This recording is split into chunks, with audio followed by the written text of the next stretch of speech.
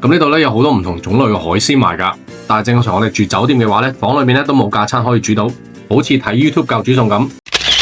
大家好，我係蘇。咁呢一集咧同大家嚟到咧曼谷其中一個打卡勝地啊，就係呢個 Mae Klong 嘅火車站啦。哇，你睇下人多到咧。咁其實咧呢度咧係比較偏遠㗎，如果 call 車過嚟咧要大概1個鐘頭4個字先到㗎。嗱，咁喺呢個站嘅售票處呢一邊咧，咁佢係有啲餐廳啊同埋小食店啊咁樣嘅。咁呢度賣嘅嘢咧個價錢咧都唔算特別貴㗎。嗱，如果大家咧想體驗去搭呢個火車嘅話咧，咁就可以睇翻個 schedule 啦，跟住之後買埋飛上車啦。但係我哋咧就冇搭到嘅，我哋就喺度影下相行下就算啦。咁喺個售票處嘅另外一邊咧，沿住個路軌咧就係一個好長嘅街市嚟㗎。咁呢度咧有好多唔同種類嘅海鮮賣㗎，但係正常我哋住酒店嘅話咧，房裏面咧都冇架餐可以煮到，好似睇 YouTube 教煮餸咁。